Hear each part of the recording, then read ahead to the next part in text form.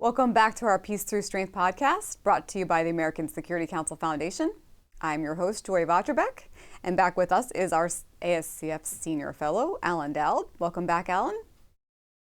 Always good to talk with you, Joy. Good to be here. Alan. Yes. And we are going to discuss Alan's February article titled Applying the Reagan Doctrine to Today's Challenges. You can read all of Alan's articles on our website at www.ascf.us. Please consider becoming a member of the American Security Council Foundation. It's just $100 for the year, which is less than $10 a month. It includes a yearly paid Substack, as well as our newsletter. So, Alan, without further ado, let's get right into it. On our last podcast, we discussed your article, the first part, on the Reagan Doctrine and how polls showed overwhelming support for supplying military aid to democracies that wanted to defend themselves, as well as strong support for more defense spending. We had some comments from our last podcast that Taiwan and Ukraine, I assume they were referring to them, are not allies. So I thought if you could clarify for us, I believe your point that you were trying to make were that these democracies are asking for assistance to fight against totalitarian governments. Right. Well, your listeners are keen listeners. I don't go back and listen to our interviews. I'm glad other people do, and I'm glad they enjoy them. I'm glad they're pointing out things that need to be clarified. But if I said allies and lumped all those three together, that would, in a technical sense, be incorrect. As your listeners may know or may not know, ally is actually there's a very technical definition for it. The U.S. government in statute defines an ally in a specific way. And actually, oddly, under that definition, you could put all three of those countries in the category of ally, or you could leave them out. Here's the definition. Any nation with which the United States is engaged in a common military effort or with which the United States has entered into a common defensive military alliance. Now, that second part of that clause, that's the ironclad, hardcore ally that comes to mind in a place like, all the 32 members of NATO, 31 plus us, are in that category. The Philippines, South Korea, Australia, Japan, countries in that group, South Korea, are in that grouping. But then the statute is flexible or elastic enough that you could include, under the first part of the clause, countries like Israel. I think a lot of Americans would think we have a treaty with Israel or a mutual defense treaty with Israel. We don't. That doesn't mean we don't work very closely with them. I think, as you and I have talked before, Israel and the United States are closer and do more when it comes to interoperability, training, and even weapons development than a lot of our treaty allies do. So it kind of underscores the term has multiple meanings, and unless you want to be very technical about it, you could end up creating some confusion, which, of course, I wasn't intending, and you and I were intending to do. One other caveat, I always mention I teach a history course just as an adjunct in college courses, and when the term allies is capitalized, it can mean one of two things. One of the more common uses of allies capitalized is a reference to the World War II allied powers led by the United States, Britain, and the Soviet Union, as well as some other countries. But another way that we see allies capitalized, all official NATO documents refer to the 32 members of the alliance as allies, capital A. So that's a long dissertation in response to some good insights by our listeners. Yeah, that's actually a good point. I didn't think about the allied powers, but that's a good point. Yeah, so we also know that words have multiple meaning, and I certainly would say that Taiwan, Ukraine, and Israel, we lump those together, by the way, just to refresh the memory of the listeners, because that's what this defense bill that's still languishing in between the House and Senate right now. The Senate's done its job. The House is getting ready to hopefully they lump the three together because all three of them need assistance to defend themselves from attack or deter attack in the case of Taiwan. Right. Right. Yes. Thank you for clarifying that. And you're right. We were lumping them together to do with the financial assistance. And as you said, some of them can be considered allies, as we would Israel most likely. But we appreciate comments from our listeners, and we want comments from our listeners. So thank you for pointing that out. And I think it was a good discussion to have. Absolutely. So I'm going to also move on to, you quoted Ronald Reagan in this article, and you said support for freedom fighters is self-defense and is tied to our own security. So Alan, in your opinion, how is arming these democracies such as Ukraine, Taiwan, Israel tied to our own security? Let me break them up into each one, Sure. look at each one on its own. Arming, I actually would say, not correcting you, I would say continuing to arm each of them, because we've armed each of them actually for years to varying degrees. We began supporting Israel way back soon after it was born. And in fact, the United States was key to Israel being born and the planting of Israel as a state in 1948. We've supported Taiwan with arms throughout for decades, and Ukraine really since the later maybe 2016. Russia invaded in 2014. We didn't do anything with lethal aid, and actually President Obama got criticized for that, I think fairly. But then as time wore on, before the end of his administration or his presidency, we began to send arms and trainers to Ukraine, and then that really dialed up under the Trump administration with a lot more arms, a lot more training. And then, of course, when Putin tried to seize the whole country, a whole different kind of aid went into Ukraine. So let's look at, I think, when it comes to interests, how's it tied to our own security? In Taiwan's case, deterring the PRC from attacking. If we just want to do cold American interest, that means that we're preserving America's 8th largest trading partner, Taiwan. Deterring PRC aggression means that we're preserving the world's largest, most important source of semiconductor chips, which are essential to our economy and the global economy. And deterring the PRC means preventing Xi Jinping from basically seizing or at least holding sway over waterways that move about 60% of global seaborne trade and a quarter of total trade. Those are very much in America's interest, all those things. And then, of course, preserving a sovereign democratic nation, I would submit, is also in our interest. I'll get to that in a moment. On Ukraine, and I would just stepping back real quickly, Alan, you bring up a good point there, because preserving those shipping lanes, because as we're seeing with the Houthis over in the Red Sea, is disrupting all of these shipping lanes as well. It's disruption, and that's the kind of thing, much worse, much more side effects and much more consequence if we were to see a shooting war on either side of Taiwan, whether it's in the Taiwan Strait or on the other side. The effect on global trade would be enormous.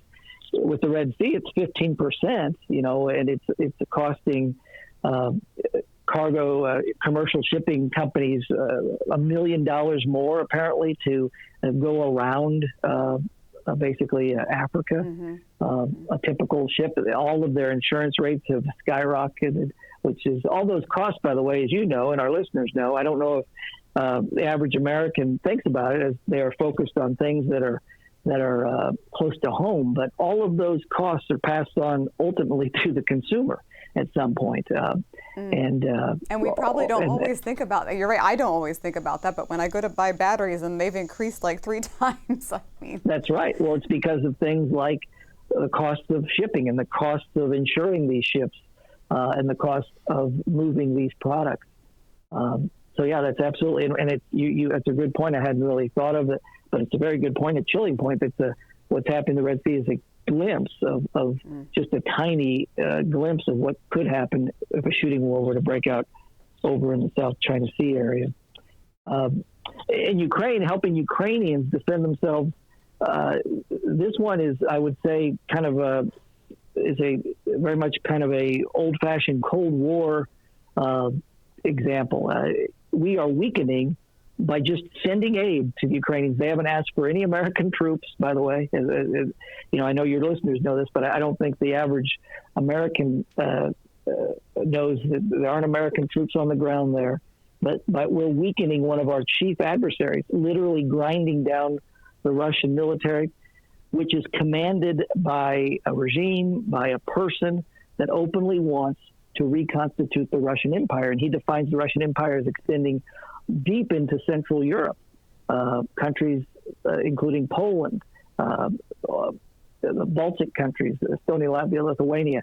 These countries are members of NATO, which means if Putin were to try to do replicate what he's done in Ukraine there, we'd be looking at a war. So it makes sense, a strategic sense, national interest sense, to help Ukrainians fight him there. They want to defend themselves. All they want to echo Churchill, just give us the tools, we'll fight the war. That's what they're asking. And in doing so, they're weakening Putin, they're blunting Putin, and they're forcing Russia to expend finite resources there. And again, it's at a fraction of the cost of our defense budget. And again, preserving a sovereign democratic nation is in our national interest.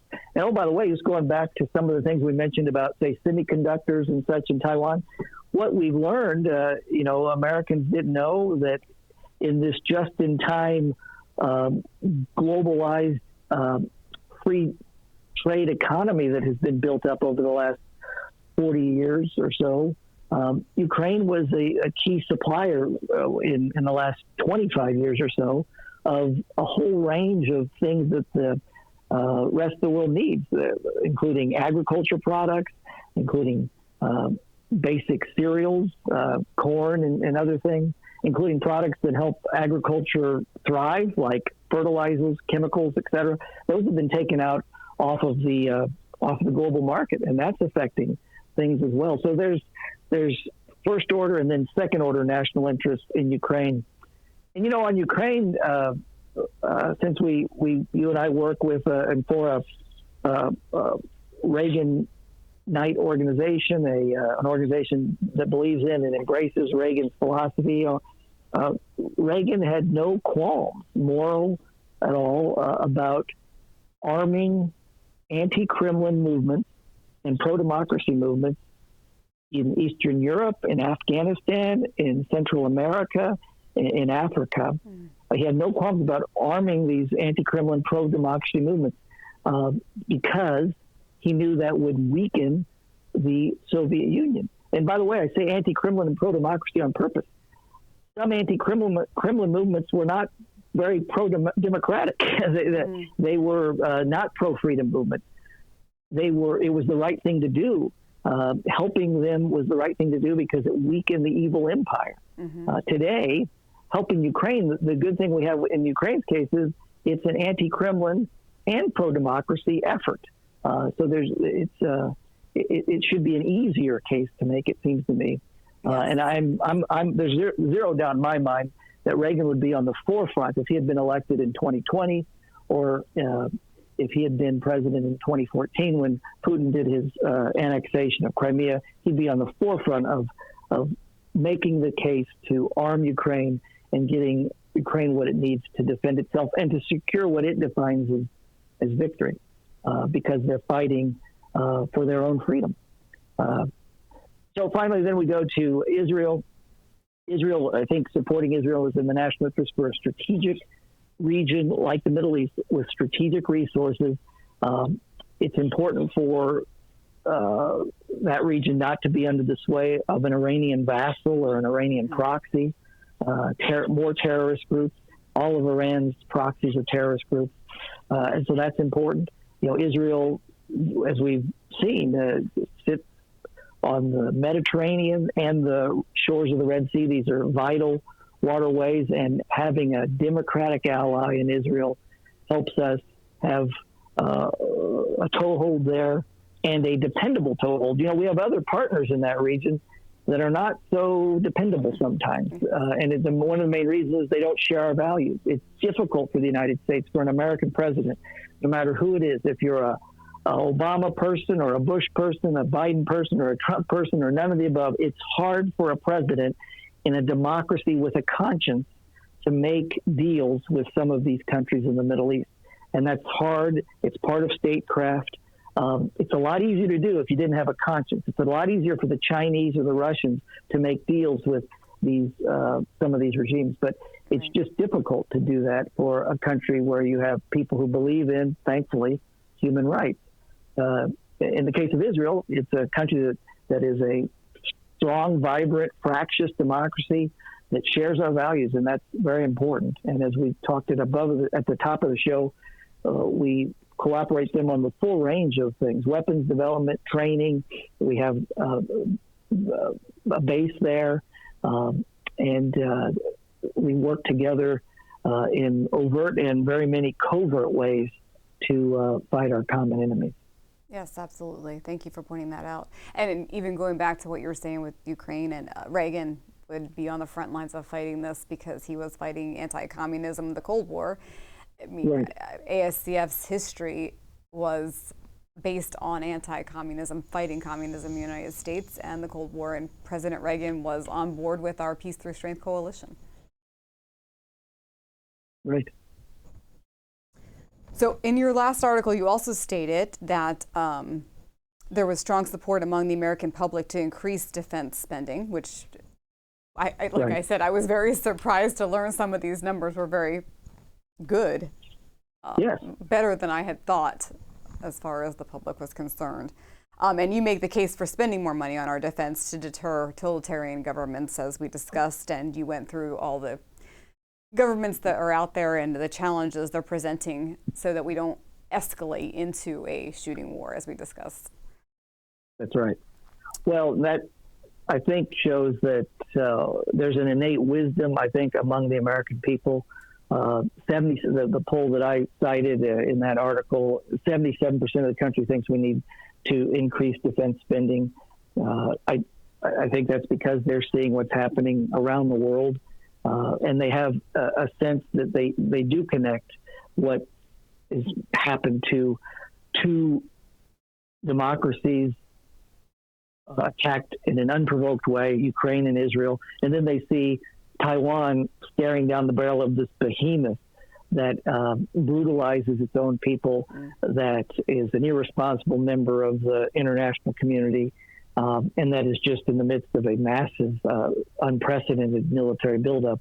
And again, is unprovoked. There's no one that's trying to seize or threaten Chinese territory. You know, the Chinese, I hope presidents, when they meet with their counterparts in China, remind them that Taiwan has never been ruled by the Chinese Communist Party. So it's a myth manufactured by the PRC that they will reunify. Taiwan, sure, has been part of mainland China, but never part of the PRC. So I think that the American people supporting increase in defense is a sign that there's wisdom there. I hope that their representatives in Congress and in the White House see this as an opportunity to start, and it's not easy, but to start a stair-step move toward increased defense spending in a sustained way, in a rational way, and a stair-step. I use the word stair-step because you can't really just pour immediately the kinds of resources we need into the Pentagon right away. Right. We're talking about, to get to what I think and what other experts think we need, which is we're in a kind of Cold War 2.0. Well, then we need Cold War levels of defense spending. That means we need to get up toward 5%. We're at 3.1 right now. So you're talking about 200 or 300 billion more dollars annually to get us up toward that level. And the political will is there among the American people. So it's time for the lawmakers to move forward with it. And I hope they do. Yes, and as you point that out in your article, and I thought that was good. And you also said, and a quote from Reagan, that Reagan observed national security as government's first responsibility. And I think a lot of people, most people would agree that today our government has become too big with too many programs. That's right. And I think it was just national security. It was very basic, national security, infrastructure, just very basic things. And we've gotten very big today. So question, do you believe President Reagan would cut some programs like the UN RWA, which I'm glad to see we have stopped at this point, and maybe some other subsidies in order to increase defense spending? Well, as you so often do, Joy, you hit the nail on the head. The reason that the lawmakers, and we can include, the White House lawmakers and the White House who puts the law into force, aren't able to move ahead with the immediate and the big increases in defense that we need, is because of spending that has been out of control on other programs. I often say to folks that I speak with that, defense spending is not to blame for the country's fiscal challenges. It's just not. We could shut the Pentagon down, end the Department of Defense, turn the Pentagon into a mega mall. We'd still have a deficit, and it wouldn't put a dent into the national debt. That's how big the problem is. And that's just, again, a matter of political will. And then you have to pivot to solutions like you did, Joy. President Reagan certainly would pursue cuts for the good of the national defense to ensure that government can do its primary responsibility, which is protect the territory, people, and interests of the United States. That's becoming increasingly hard to do as domestic programs and interest on the debt squeeze out the ability of lawmakers to put money into vital programs like defense. So I think Reagan would. I think the history shows that he would have done that. Of course, the old saying, you have to have a dance partner. If we have it doesn't seem President Biden would do that in a second term. President Trump didn't show, by the way, if he's elected, he didn't show any proclivity or signs that he would make hard decisions or propose hard cuts either. So if we were get to a point where that's going to happen, maybe it has to come from Congress. Maybe Congress should create a commission that has the force of law behind it, that can propose things that are cuts to domestic spending. You and I both know about the Base Realignment and Closure Committee. No matter what anybody thinks about the BRAC process, it was very effective at helping all of Congress and then more than one president join arms and say, okay, we're biting the bullet together and we're going to make necessary cuts on these facilities. You could have the similar idea with domestic programs, that you have a commission appointed, and it's the commission makes recommendations, dispassionate recommendations about what needs to be cut, what changes need to be made, what reforms need to be made to free up resources for the Pentagon and to get the spending on domestic programs under control. But let's be honest, we haven't had really such an effort really since the 1990s, when a Republican Congress and a Democratic president worked together to control spending. That has not happened. That's a long time. We're looking at a quarter century ago, and the spending has just gone off the rails since then. That's a good point, because we're in divisive times too. I mean, we do have some bipartisan support on things like the CCP, but that's right, and that's a great thing. And that, by the way, that's good that you mentioned that. That shows that there are things we can rally around. And national security, 77% support. You and I know this. We're students of what happens in America. 77% of Americans don't agree on anything, but 77% of Americans agree that we need to spend more on defense. Well over, I think it's in the 70s or low 60s or high 60s, think the PRC is a threat. Recognize that as a threat. Those are things we can build on. By the way, you mentioned the UN RWA and the awful things that it's been caught implicated in the Gaza territory, and whether Reagan would support cutting it. I think he would, But if we didn't spend any money at all on NRWA, it wouldn't free up a whole bunch of resources. We spent $7 billion on that program since 1950. Last year, I think we spent a little over $340 million with an M. That's a lot of money. Right. But as you know, relative to the defense budget, that's really a kick in the, just a drop in the bucket. There's nothing there. If we need $200 billion or more annually, and I would be of the view I wouldn't fund that if I was a member of Congress. I'd vote against that if I was an advisor to the president. I'd say that'd be top of the list to cut. Given what they've been implicated in, these are literally terrorists who are working for that organization, literally. So right.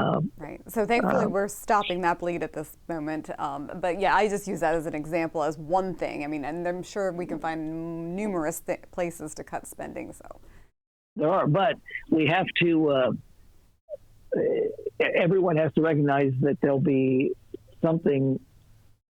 That's such an effort. If we were to go down the effort of having a commission to find a way to control spending, to cut spending, that there'll be pain to that. There was a great effort. It didn't have the force of law behind it, but it was known as the Simpson-Bowles Commission in the 2009-2010 period that proposed some very effective, very clear, very doable reforms that both sides could agree on.